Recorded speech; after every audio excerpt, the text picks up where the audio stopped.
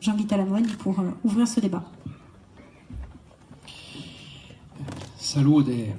Alors, simplement, bon, pour engager la discussion entre nous, hein, donc nous avons un an et demi maintenant de travail en commun, avec une complémentarité des institutions de la Corse, des élus au sein de ces institutions, et un travail quand même relativement important qui a déjà été accompli, même si pour la plupart des dossiers que nous avons lancés, il faudra attendre les mois et les 2 ans qui viennent pour avoir vraiment des fruits importants. Je pense notamment aux questions culturelles, aux questions économiques, d'aménagement du territoire. Donc il y a des projets qui évidemment ne pouvaient pas donner tous leurs fruits en quelques mois. Mais nous avons lancé dans tous les domaines un grand nombre d'actions. Je crois ce qui caractérise notre majorité, c'est la cohésion de ces différentes orientations qui sont les nôtres. Nous avons une vision de la Corse. Nous considérons que la Corse n'est pas une circonscription administrative, mais que c'est un pays, une nation, puisque nous sommes nationalistes, c'est quand même la moindre des choses. Et donc, il nous apparaît tout à fait naturel de nous emparer de tout ce qui concerne les Corses, et pas seulement des questions qui font partie de nos attributions juridiquement actées par les textes.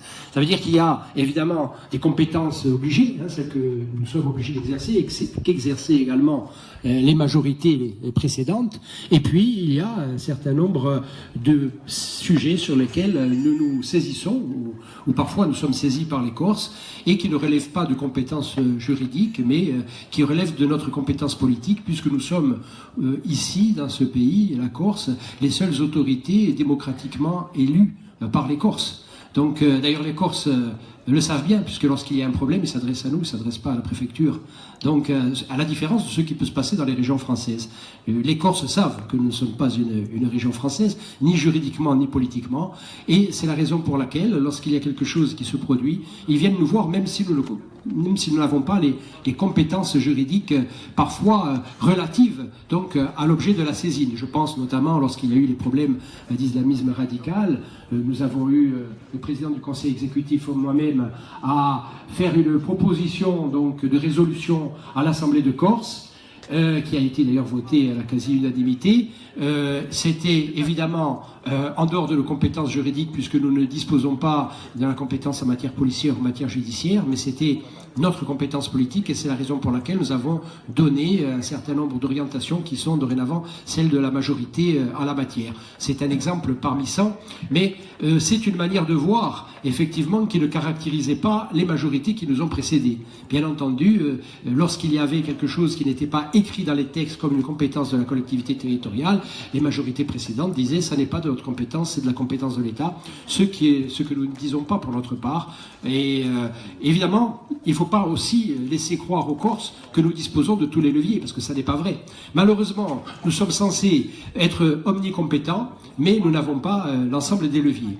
Donc c'est une situation qui, par certains côtés, est assez inconfortable dans certains cas, hein, y compris d'ailleurs des cas où les gens sont persuadés que nous avons la compétence juridique. Je pense par exemple à la question des ordures ménagères. Tout le monde pense que c'est la CTC qui gère tout de A à Z, c'est faux. La CTC, effectivement, a une compétence en matière de stratégie, mais évidemment, ça n'est pas elle qui gère le dossier, puisque vous le savez, il y a le CIVADEC, mais beaucoup ne le savent pas. Hein, et donc, c'est un petit peu l'ambiguïté de notre position. Alors, nous, ce que nous disons, parce que nous sommes nationalistes, c'est que pour lever cette ambiguïté, eh bien, il faut nous donner de plus en plus de compétences. Et puis, pour ceux qui à cette tribune sont indépendantistes, nous disons, il faut nous donner toutes les compétences. Voilà. Donc, voilà en quelques mots pour engager le débat.